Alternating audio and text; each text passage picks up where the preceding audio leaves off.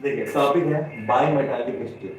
By metallic strip थोड़ा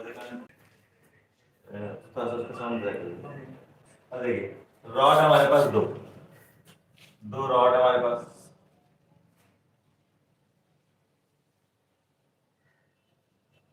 ठीक है। इसका जो कोफिशिएंट ऑफ लीनियर एक्सपेंशन है वो मान लेते हैं अल्फा वन। इसका कोफिशिएंट ऑफ लीनियर एक्सपेंशन मान लेते हैं अल्फा टू। क्लियर है सर। ये दोनों के, हाँ ये दोनों जो है एट टेम्परेचर टी पर, ये फिलहाल इनका लेंथ है और दोनों का लेंथ हम सेम मान लेते हैं कैपिटल एल और कैपिटल एल। दोनों का लेंथ सेम कैपिटल एल, ठीक है। एट टेम्परेचर टी पर ये लेंथ। अगर क्वेश्चन में हमें ऐसा दिया हो कि कोएफिशिएंट ऑफ लीनियर एक्सपेंशन जो फर्स्ट वाला रॉड है इसका ग्रेटर है कंपेयरिंग टू सेकंड रॉड, और टेम्परेचर हम इंक्रीज करते हैं टी से, टेम्परेचर इंक्रीज किया जाए तो ऑब्वियसली इसमें लीनियर एक्सपेंशन देखने को मिलेगा, इसमें भी लीनियर एक्सपेंशन देखने को मिलेगा। तो कौन सा ऑप्शन करेक्ट है हमारे पास? फर्स्ट, सेकेंड और थर्ड। क्लियर है कौन सा करेक्ट है? फर्स्ट क्लियर है। क्यों? क्योंकि जिसका कोएफिशिएंट ऑफ लीनियर एक्सपेंशन बड़ा होगा उसके अंदर एक्सपेंशन भी बड़ा होगा, यानी लेंथ भी बड़ा होगा। तो इफेक्टिव लेंथ फर्स्ट का, इस फर्स्ट वाले रॉड का बड़ा होगा कंपेयरिंग टू सेकंड। तो अल्फा इस केस में आंसर क्या हो जाएगा? फर्स्ट हो जाएगा। इसको नोट कर लीजिए, फिर आगे बढ़ते हैं। क्या होता है जैसे बायोमेटालिक स्ट्रिप दो डिफरेंट रॉड हैं बस, और उनका जैसे डिफरेंट मटेरियल अगर है तो इनका linear coefficient of linear expansion भी अलग अलग होगा। ऐसा मान लेते हैं कि इसका coefficient of linear expansion second वाले से बड़ा है, तो टेम्परेचर इंक्रीज करने पे क्या होगा? दोनों में लेंथ इंक्रीज होगा, लेकिन जिसका कोएफिशिएंट ऑफ लीनियर एक्सपेंशन बड़ा होगा उसमें आपको लेंथ ज्यादा देखने को मिलेगी। Simple done. Yes sir. Next concept है fusing of strips. Fusing of strips, fusing of concept clear है? बेसिक देखिए जरा बोल।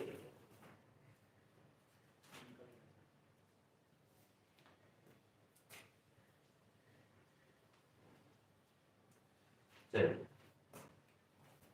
इस बार क्या है, लास्ट वाले केस में रॉड अलग अलग थे।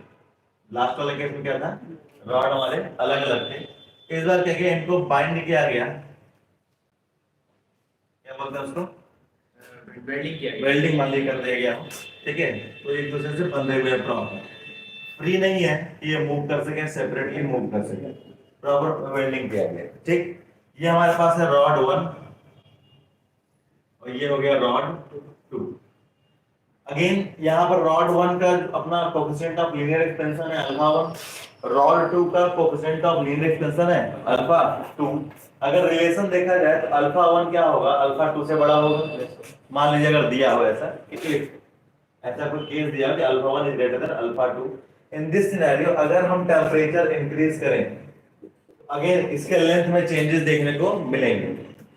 ये क्या चाहेगा कि इसका लेंथ ज्यादा इंक्रीज हो, ये क्या चाहेगा इसके कंपैरिजन में देखा जाए फर्स्ट वाले कंपैरिजन में इसका लेंथ में जो एक्सपेंशन होगा वो कम होगा। तो अगेन ऑप्शन हमारे पास ये है, कुछ इस तरह से एक्सपेंशन के बाद हमारे पास शेप दिखेगा, कुछ इस तरह से एक्सपेंशन के बाद से हमारे पास शेप दिखेगा। ये हो गया रॉड 1, ये हो गया रॉड 2। दोनों रॉड का जो थिकनेस है वो हमारे पास है स्मॉल टी। दोनों रॉड का जो थिकनेस क्या है? Small T. ये एक कर्व बनेगा, अगर ध्यान से आप देखें तो आउटर वाला जो हिस्सा है इसके पास लेंथ ज्यादा है, जो इनर वाला हिस्सा है इसके पास लेंथ कम है। तो जिसका कोएफिशिएंट ऑफ लीनियर एक्सपेंशन क्या होगा? छोटा होगा। कर्व बनेगा नो डाउट, अगर बाइंड है दूसरे से, फ्यूज है एक दूसरे से, तो कर्व बनेगा। तो इनर वाला जो हिस्सा होगा उसका कोएफिशिएंट ऑफ लीनियर एक्सपेंशन कम होगा, आउटर वाले का बड़ा होगा। अगर ध्यान से देखा जाए तो कैसा शेप ले लेता है? एक आर्क का शेप ले लेता है, एक आर्क का शेप ले लिया। तो ये थीटा एंगल यहां पे बना रहा है, ठीक है। ये जो सेकंड वाले का बीच से अगर हम डिस्टेंस लेते हैं अगर, तो ये डिस्टेंस हम ले रहे हैं कैपिटल आर, और फर्स्ट वाले को बीच से डिस्टेंस अगर लिया जाए तो ये डिस्टेंस हो जाएगा, देखिएगा हाँ अगर टोटल थिकनेस टी है, ये सेंटर से आपने लिया है t/2 हुआ, ये भी सेंटर से आपने, ये भी t/2 हुआ, टोटल कितना हो गया, t हो गया। तो ये हमारे पास हो जाएगा r plus t। Ultimately find ये करना चाह रहे हैं, ये रेडियस फाइंड करना चाह रहे हैं, ये r फाइंड करना चाह रहे हैं, ठीक है। तो अगर देखा जाए तो आफ्टर एक्सपेंशन, जैसे एक्सपेंशन रॉड 2 और रॉड 1 में जो एक्सपेंशन होगा, तो रॉड 2 के अगर एक्सपेंशन का लेंथ मैं लिखूं तो इसका लेंथ क्या हो जाएगा, क्या l इनिशियल, मान लेते हैं इनिशियल लेंथ l है, ब्रैकेट में 1 प्लस अल्फा 2 डेल t, जो टेम्परेचर हमने चेंज किया है। उसी तरह फर्स्ट के लिए अगर हम लिखना चाहते हैं, क्या लिखेंगे, l ब्रैकेट में 1 प्लस अल्फा 1 डेल t। तो ये आर्क है, अगर आर्क लेंथ है इक्वल टू हम लिखे हैं तो एंगल इनटू रेडियस। तो फर्स्ट वाले मान लीजिए इसका हम लिखते हैं आउटर वाले के लिए, आउटर वाले के लिए क्या हो जाएगा, l ब्रैकेट में 1 plus alpha 1 del t is equals to, ये arc length is equals to theta into this length radius, that is r plus t। क्या हो जाएगा, theta into r plus t। Now inner arc की बात करें तो inner arc का after expansion, temperature increase करने के बाद से जो एक्सपेंशन हुआ वो लेंथ है l ब्रैकेट में 1 plus alpha 2 del t is equals to angle into length radius, यहाँ पे क्या है r, ये हो जाएगा थीटा इनटू r।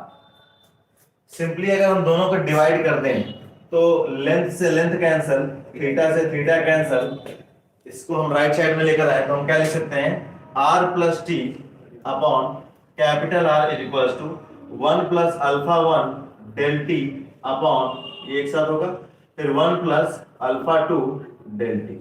अगर इस पूरे पोर्शन को हम न्यूमरेटर में भेज दें, पावर 1 है तो यहाँ पर क्या हो जाएगा, पावर -1 हो जाएगा। साथ ही साथ अगर हम r डिवाइडेड बाई r करें, एक 1 प्लस t बाई r हो जाएगा, यानी ये हो जाएगा 1 plus t by capital R is equals to, यहाँ पर हो जाएगा 1 plus alpha 1 del t 1 plus alpha 2 del t की पावर -1।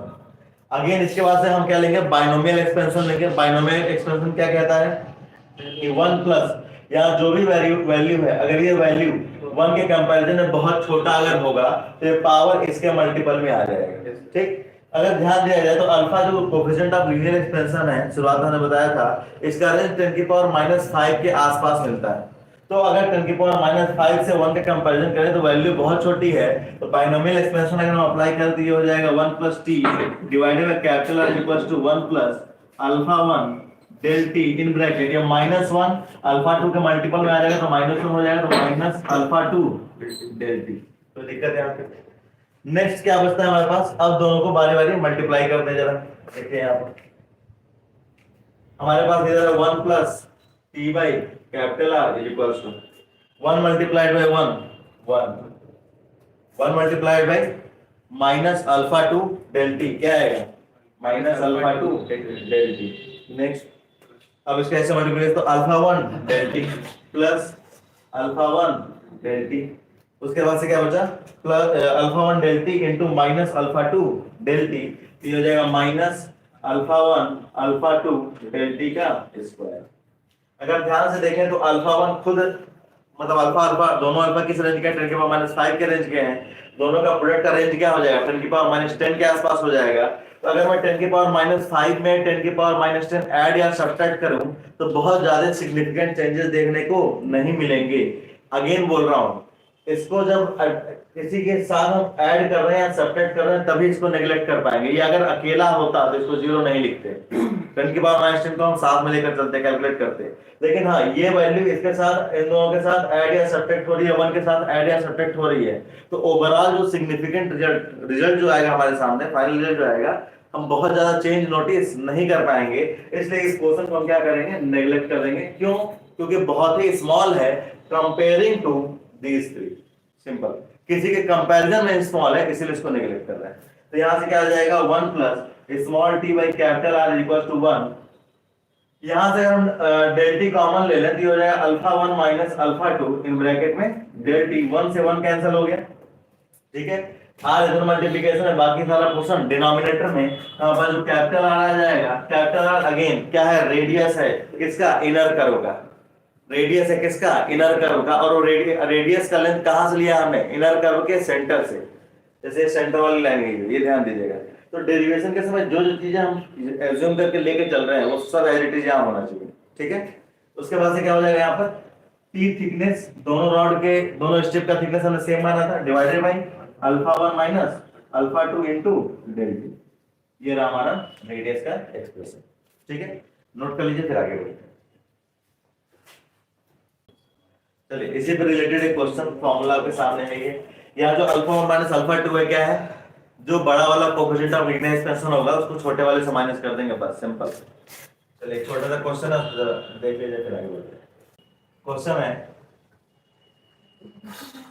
बोर्ड पर देखिए। क्वेश्चन है, दो रॉड है हमारे पास, फ्यूजिंग हुआ है प्रॉपर, यानी बंधे हुए एक दूसरे से पर्याप्त अच्छे तरीके से, ठीक है। ये रॉड 1, ये रॉड 2। रॉड 1 के लिए कोएफिशिएंट ऑफ लीनियर एक्सपेंशन दिया है, ये दिया है 1 × 10⁻⁵। इसकी असाइनमेंट क्या होती है, कोएफिशिएंट ऑफ लीनियर पर डिग्री सेल्सियस। एकदम याद होना चाहिए तुरंत आंसर, ठीक है। अल्फा 2 हमारे पास दिया है 2 × 10⁻⁵ पर डिग्री सेल्सियस। सेकेंड रॉड का कोएफिशिएंट ऑफ लीनियर एक्सपेंशन 2 × 10⁻⁵ पर डिग्री सेल्सियस। पूछ रहा है कि find shape and radius of curvature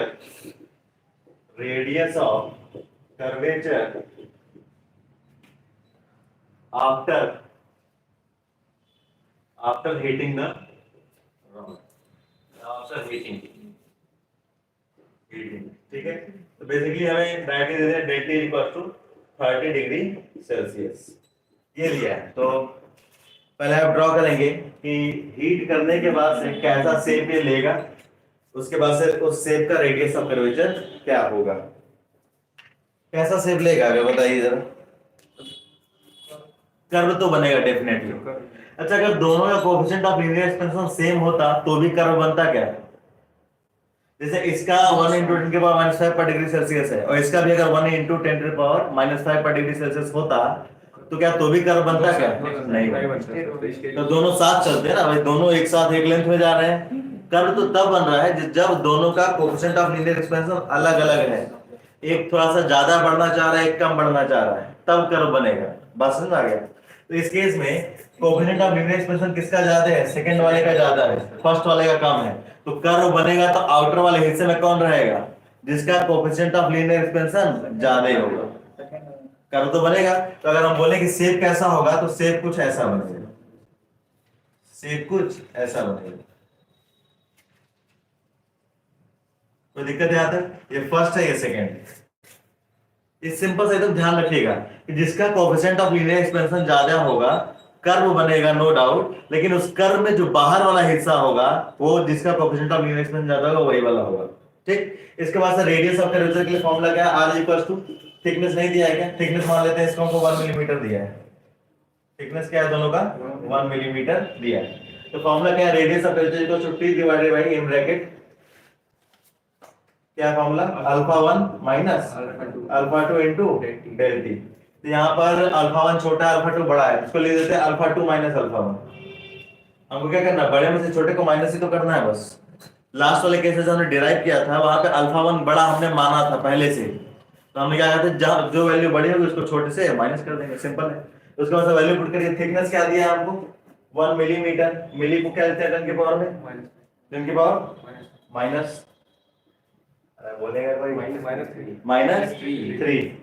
-3 ऐसा यूनिट के साथ में लिखते हैं, देखते हैं अगर कोई दिक्कत आती है यूनिट के साथ क्या है। अल्फा 2 माइनस अल्फा 1 करेंगे तो 2 × 10 की पावर -5 माइनस 1 × 10 की पावर -5 क्या आएगा, 1 × 10 की पावर -5 पर डिग्री सेल्सियस यानी 1 degree Celsius into del t, change in temperature कितने का है 30 डिग्री सेल्सियस, तो 30 डिग्री सेल्सियस।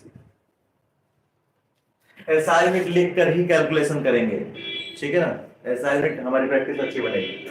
डिग्री सेल्सियस से डिग्री सेल्सियस का आंसर 10 की पावर -3 से 10 की पावर -5 क्या हो जाएगा, -2 बचेगा। क्या होगा हमारे पास, basically r equals to 1 metre upon 10 to the power -2 into 30। ये एक जीरो इसको देंगे 10 की पावर -1 बचेगा, और वो 10 की पावर -1 ऊपर भेजेंगे तो 10 बचेगा। ये हो जाएगा 10/3 मीटर। कोई दिक्कत? तो एसआई यूनिट को भी साथ में लेकर चलना है। ये 0 इसको देंगे तो 10 की पावर -1 होगा, और 10 की पावर -1 ऊपर लेकर जाएंगे तो 10 की पावर +1 होगा। 10 की पावर +1 को क्या लिखते हैं? 10 लिखेंगे। नीचे पहले से था, इसको यहीं पर रहने देते हैं। कोई दिक्कत? इसको नोट करिए, फिर आगे बढ़ते हैं।